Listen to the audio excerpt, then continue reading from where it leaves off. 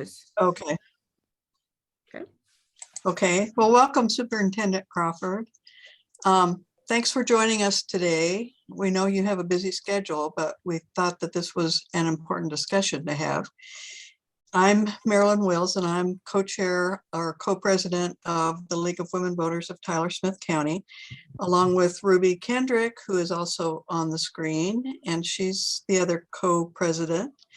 And we have Dee Pendleton with us, and she is a very good friend of the League and participates with our coffee with elected officials. And that's what this Zoom normally would be, is a conversation with elected officials, just to let people know a little bit more about how their government works, who their elected officials are, what they're thinking, what they're doing.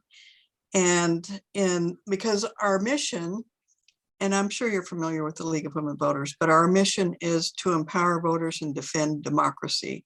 And we do that primarily with educational tools.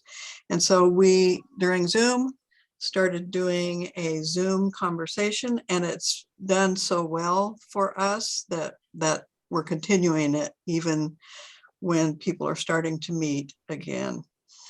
So that brings us why you're here today. As I said, usually we're talking with elected officials. You're not elected, but you are with the Tyler Independent School District. We do have a bond issue coming up in the next election.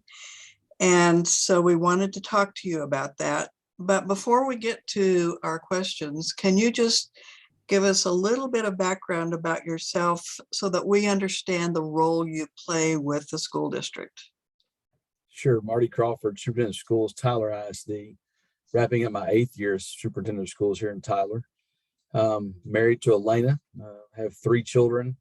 Ashton is 25 years old. She actually has her own family and had our first grandchild a year ago this April. We're very excited about Harlan. He's a joy and blessing in our life. And Jackson, who graduated from Tyler ISD, actually is a junior at Baylor University, is a history major there. And then AJ, our second daughter, our youngest daughter, is a 6th grader in Tyler ISD schools now. So a little bit of background there just to kind of break the ice a little bit. As superintendent of schools in Tyler ISD, it's my job to run the day-to-day operations of the school system.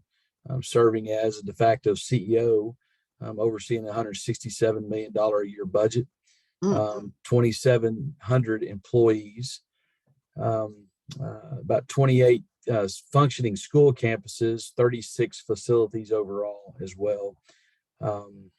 And then we're here talking about a bond election that the Board of Trustees called in February for the replacement of Hubbard Middle School and the construction of a new early college high school.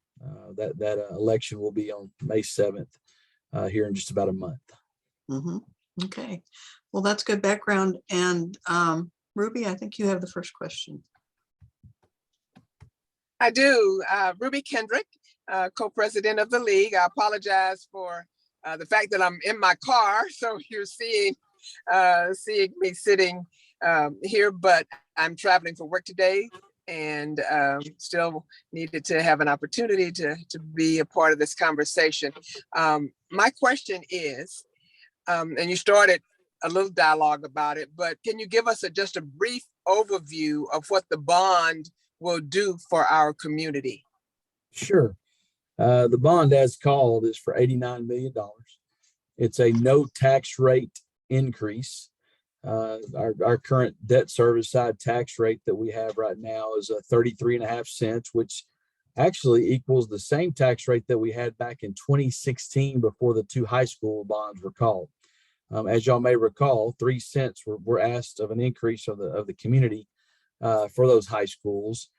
Here 5 years later, we're actually whittled that down back to where it was in 2016, actually anticipating in August of it being reduced another penny or maybe even 2, depending upon the values around Smith County. That's our INS side. So yeah, the construction of Hubbard Middle School would be a replacement of that campus to mirror in comparability the same that we asked the community back in 2013 in the reconstruction of Bolter and Moore middle schools, and then the construction of Three Lakes Middle School as well. The concept there is to go to a 4-quadrant middle school concept, to where we used to have 6 middle schools in Tyler ISD. We actually are going to go down to 4 middle schools, each with 1,200 student capacity as well. Now, we're nowhere near that 1,200 student capacity each campus. That would give us 4,800 middle school students. We actually have about 3,800 middle school students district-wide.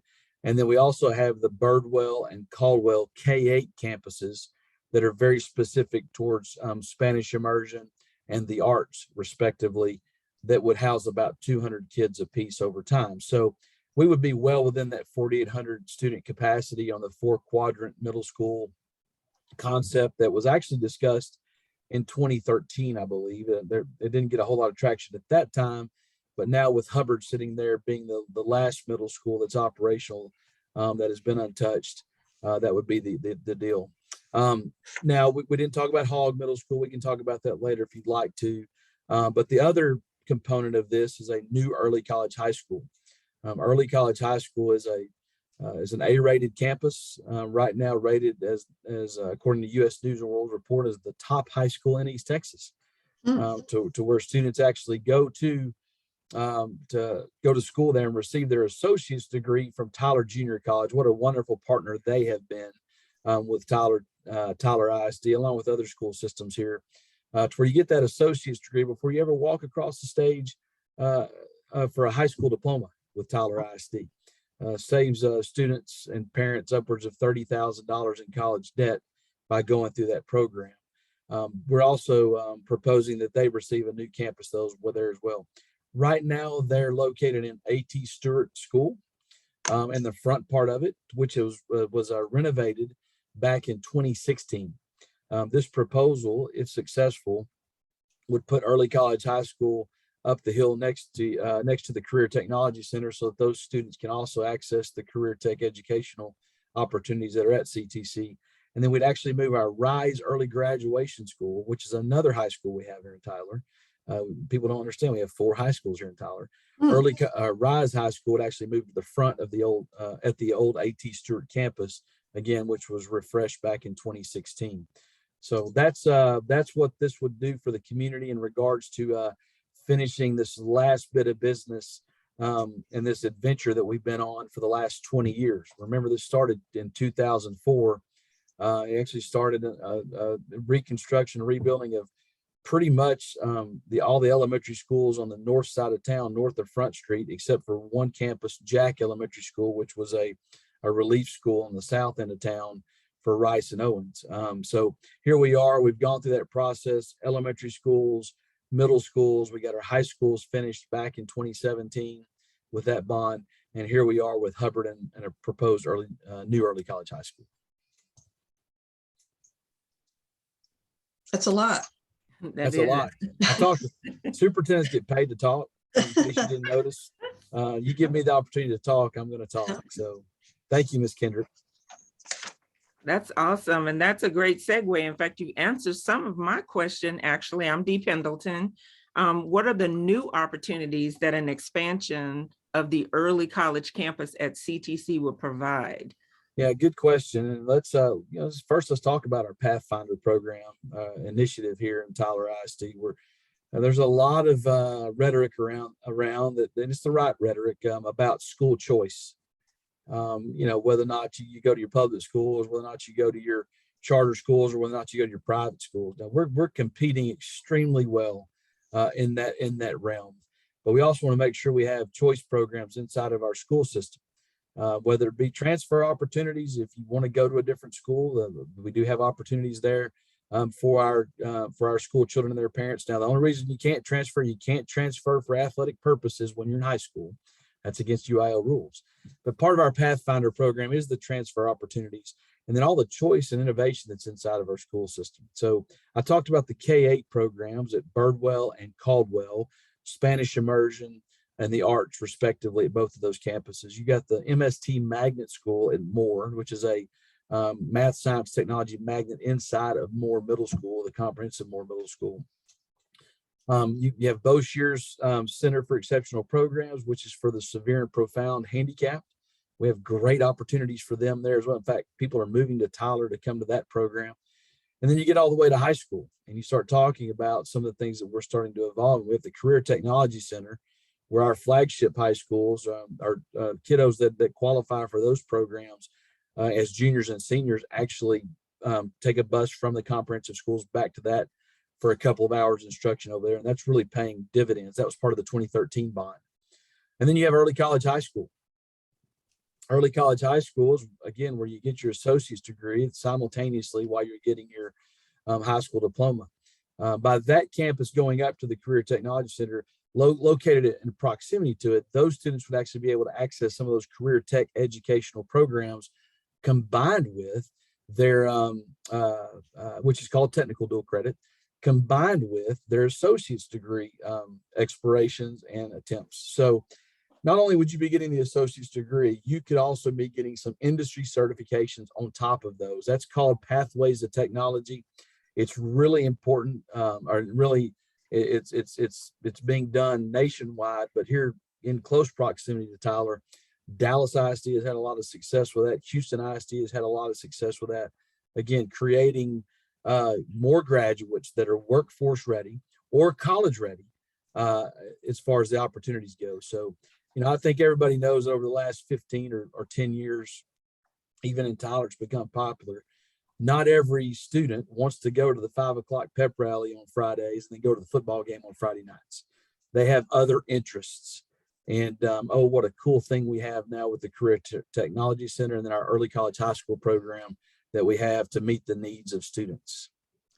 Well, let me just follow up with that, because you have just described some pretty awesome things that are going on. And I've lived in Tyler for just 5 years, and I didn't know much of any of that. So I guess it's because I don't have children in the school district. But how do you let the community know about all of those wonderful things? Because even though I don't have children there, I would like to know that Tyler's doing that for our community. Yeah, so www.tylerisd.org is you have a wealth of knowledge on there, and everybody, we're using the internet today. With one click, you can get to Tyler ISD and find out everything I just described at our website.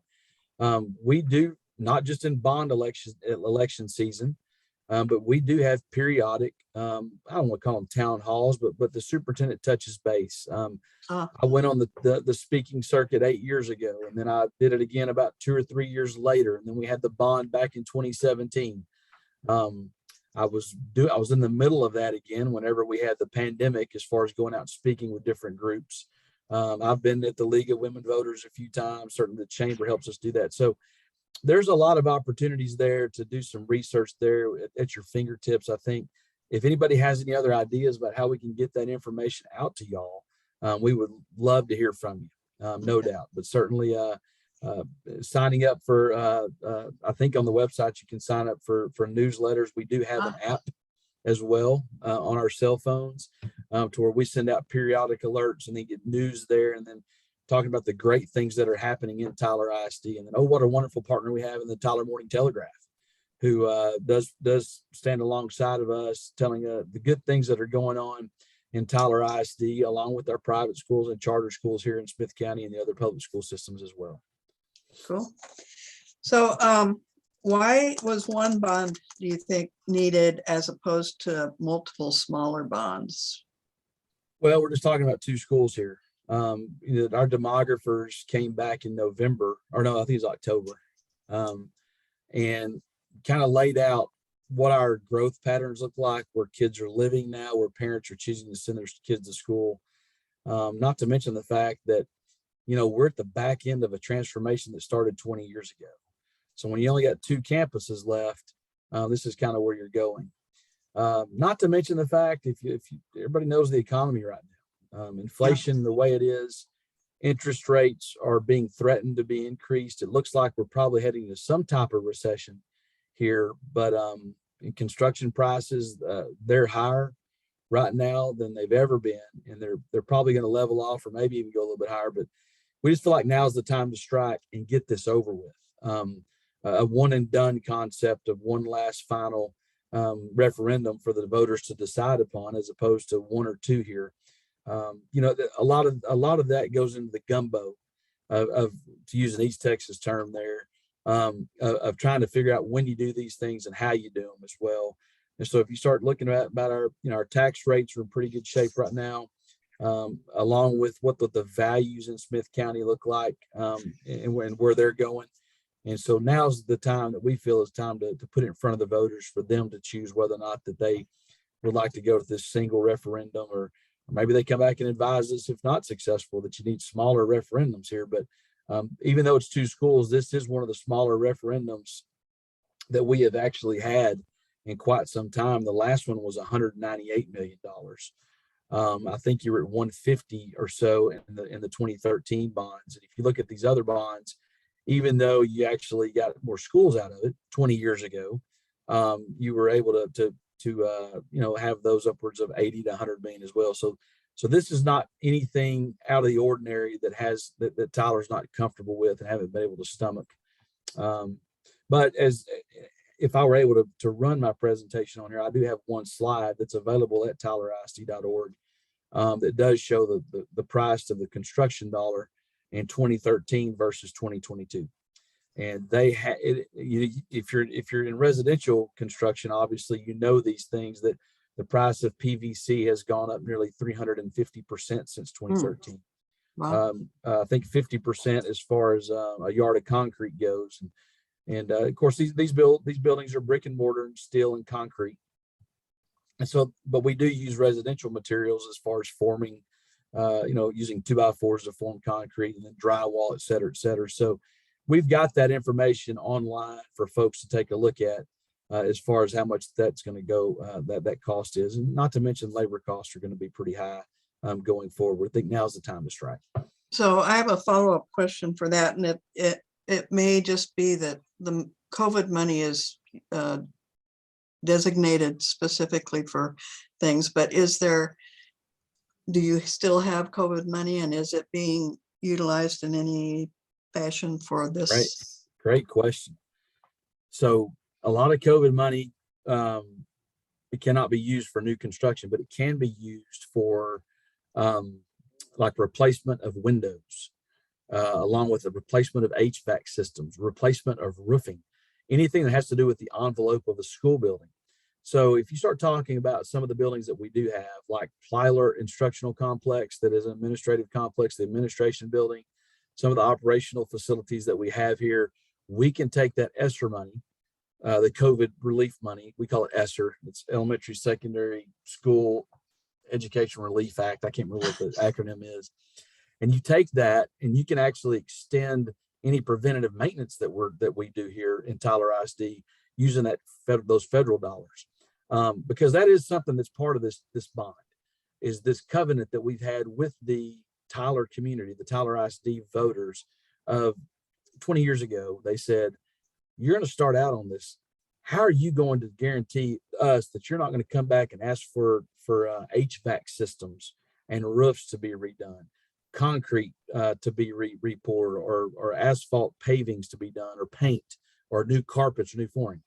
Well, we committed 3 cents of our annual operating tax rate to taking care of those things. It's called our preventative maintenance fund.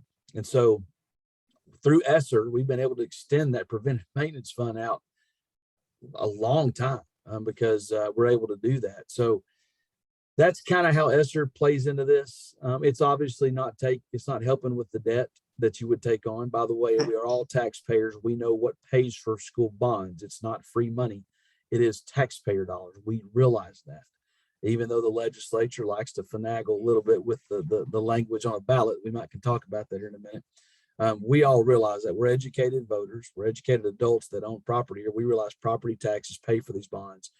So what are you doing to take care of these school districts if you're going to take on debt to pay these things off and extend these buildings out 60 to 70 years, like the buildings that were built 60 to 70 years ago did?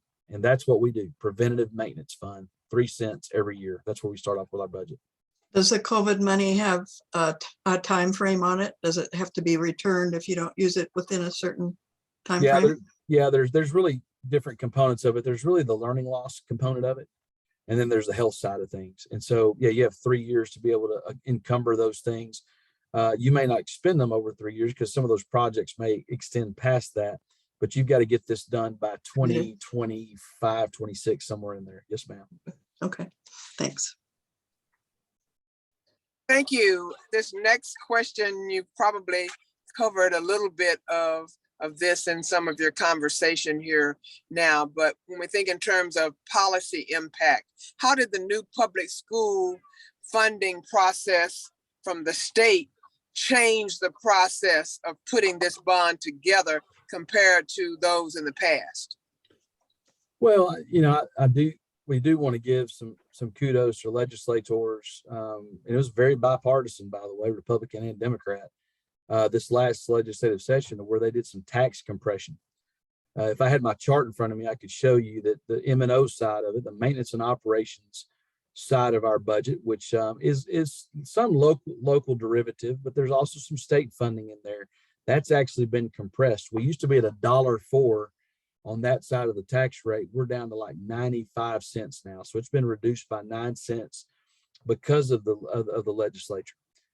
On the INS side, the debt service side, that's really what the school system controls after going to voters to ask them to take on debt for various purposes. Now with Tyler ISD, the only thing we ask our community to take debt on is on brick and mortar buildings. We don't buy school buses out of it. We don't do technology replacements out of it. We don't do maintenance out of that debt service side. A lot of school systems do. But our philosophy is there's no reason to buy a school bus with debt service dollars that you're going to be paying off for 25 or 30 years when those things only last 10 or 15 years. Right. They roll off the lot and they depreciate just like a car that we all own. So in saying that, you've got compression, reduction on the M&O side of the tax rate. On the INS side of the tax rate, we're able to look and see how much debt we have and what the valuation looks like, what the values look like. And that actually might compress some of the tax rate as well. And so we're at that point now to where even in August, we're going to reduce, whether or not this is successful or not come May, we're going to reduce our INS side, our debt service side, by at least a penny, maybe 2 pennies. Those numbers are not out yet, and still be able to pay off debt at a rapid rate. We 2 months ago, we wrote a $22 million check to retire some debt early. And we've been able to do that time and time again because it's just where we're living right now. The valuations, the valuations of your values of your property are market driven. And we don't live in the Metroplex or Austin or Houston, which are seeing incredible value spikes. Ours is more of a managed spike or a managed growth, I guess. And we're able to look at that and say, okay, we can still accomplish our goals here on the calling a bond election and continue to reduce the tax rate. And I think it's going to just start increasing at a quicker pace over time if you continue to get that managed trajectory on our valuations as well. So there's a long answer to your answer, but you asked me to come on here, and I again, superintendents get paid to talk, but there's a little bit of X's and O's of the tax rate in regard to what's going to be happening here in the future. Thank you. All right, so the last bond rebuilt Tyler and Legacy High, and this one will support Hubbard. But what can our community support next? Will we be looking at renovations or expansions, or what's next? Yeah, the goal is to put every student and teacher that we have in a quality instructional setting and facility setting. And so when you start talking about the demographers that we had back in the fall that came in, this bond actually accomplishes that. It gets RISE into the renovated part of A.T. Stewart. It would, if successful, it would allow Early College High School to have its own campus next to the CT Center. And then you have your 2 high schools that were rebuilt in 17, and then Hubbard Middle School would be the last middle school that we have that's operational, that would be built new. That it's all driven on your enrollment and your student and your capacities inside your buildings. When I first got here back 8 years ago, we had something upwards of 200 portables district-wide. Excuse me, 100 portables district-wide. They had at one time over 200 portables district-wide. So we've gotten out of the temporary housing, temporary classroom game, so to speak, and getting into this new this concept of pretty much every one of our students being in a refreshed space from over the last 20 years, and getting our teachers in a quality instructional facility over the last 20 years, as opposed to what we had starting out back in 2004, excuse me. And so I don't think that there's a whole lot down the road. According to the demographers, we just don't need very much. I know everyone thought that maybe we needed a middle school out west, or we needed the Southwest is growing so fast. A portion of our district is growing so fast. That's just not the case. And you know, we used to be constrained by the old desegregation order. The district successfully managed that with the federals to get out of that back in 2016. And now we can actually use the pen without having to go to Washington, D.C. for approval to actually manage some of our attendance zones. And here's a little fact to tell you how Tyler ISD is changing. And it shows how Tyler is changing because our attendance zones reflect where people live. There is a 5-kid difference in the number of African-American students at Tyler High School than at Tyler Legacy High School. If I'm a guessing man, and if I start looking at trends, Tyler Legacy High School is liable to have more African-American students attending its school than at Tyler High School here in the next couple or 3 years. And if you know anything about Tyler and the history of Tyler, that's just, it's mind-blowing. And so in saying that, that shows a little bit about how our community is settled in regards to where they're living. I think the city of Tyler will tell you where the center of population for the city of Tyler, and this mirrors Tyler ISD as well, the center of population is located just inside the loop in Old Bullard Road. So over there, kind of behind La Madeline, for a good, behind Jalapeno Tree, or north of Jalapeno Tree right there. So it's pretty stable. It hasn't changed a whole lot since then. And our demographers have said that over the next 20 to 25 to 30 years, there's not much anticipation for new school construction because you're going to be able to manage some of those attendance zones to repopulate schools whenever one gets a little light or one gets a little overcrowded. Let me ask a follow-up question, because that was all about the future. We know that we have a teacher shortage, and probably that may be somewhat limited in time because of COVID, but do you see any issues in the future with supporting your teachers adequately and having enough teachers involved in the school district? Yeah, you know, we've been very fortunate because of where we're living, probably in East Texas, and there's not a whole lot of mobility or transient or even opportunity, like maybe some of our urban peers, where you're getting a lot of noise and rhetoric about a lack of teachers to come into the profession. We've been able to kind of hold our own and not carry as many vacancies as what we were when I first got here, because we've been pretty creative. The District of Innovation that the state championed for about the last 10 years, we're a District of Innovation district. That allows you to hire folks that have a degree from a college that may be choosing education as a second profession, or maybe their first profession. They didn't realize they wanted to be a teacher, or there's availability there. They've realized it's a great opportunity to influence the future, and not to mention the fact it's a pretty stable profession. At the same time, it's got a great pension system.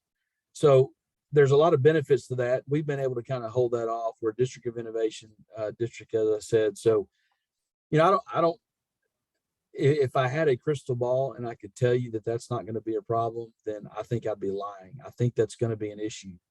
Not just because of the fact that this generation of kids, and I've got them in my own house, look at work and life a little differently. And we've got to figure out a way to be creative to make sure that they want to come to this profession because we look at work and life a little differently. Still want successful student outcomes, but we want to take care of the employees that we have. And then the other thing that you've got to start thinking about in regard to this generation of teachers as well is how are we supporting them?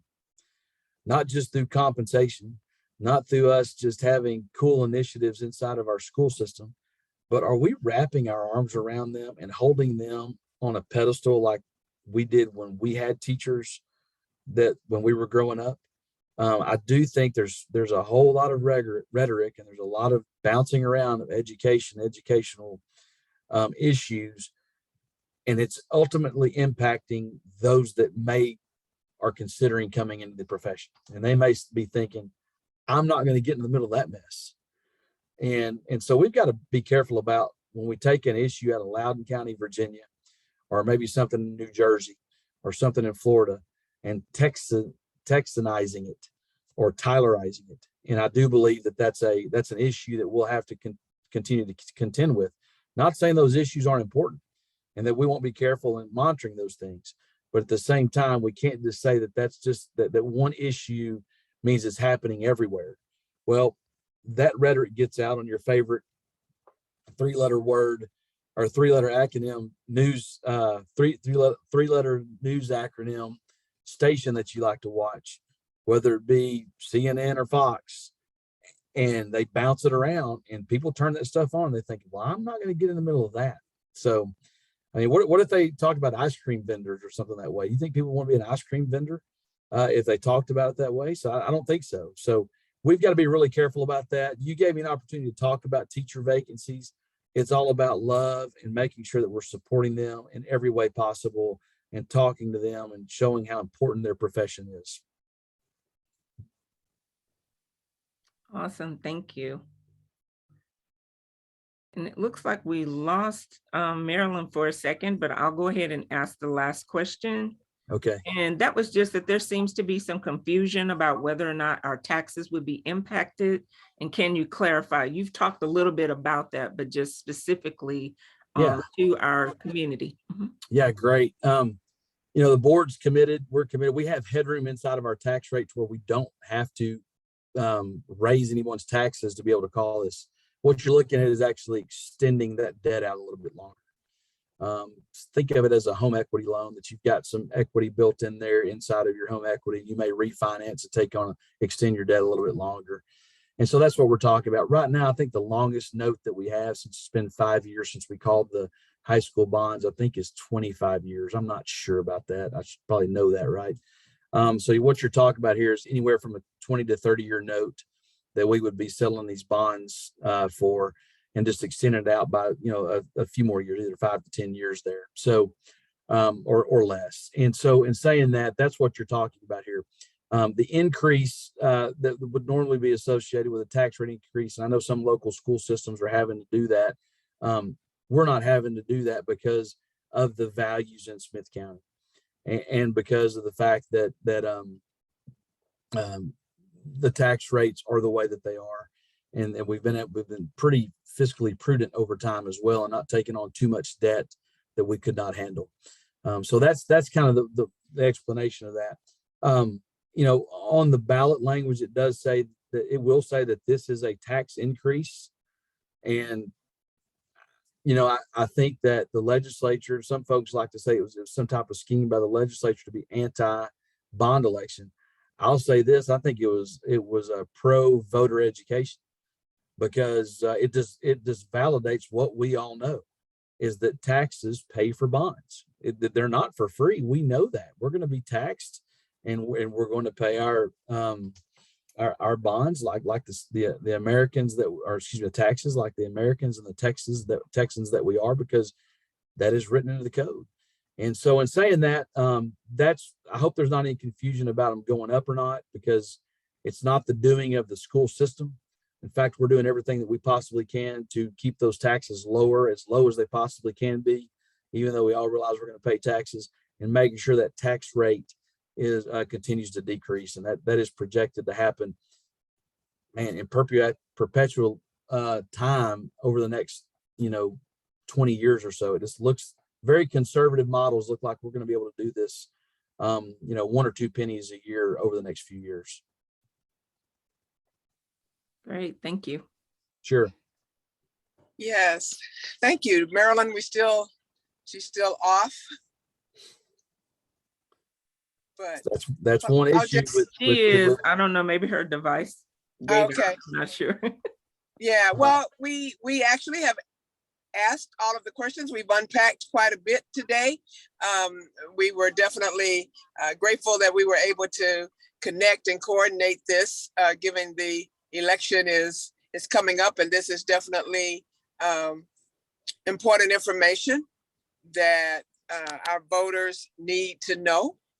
So we certainly appreciate you taking time to join us this afternoon. Well, hey, I appreciate it.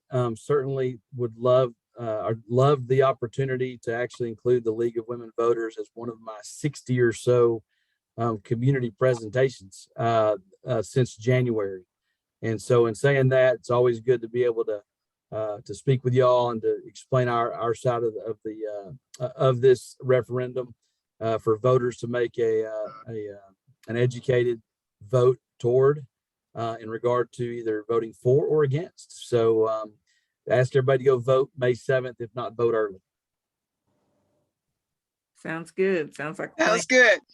All right. Thank y'all so much. Thank you so much for Thank you. coming, Mr. Crawford. Have a good afternoon. Bye-bye. Bye-bye. Bye-bye.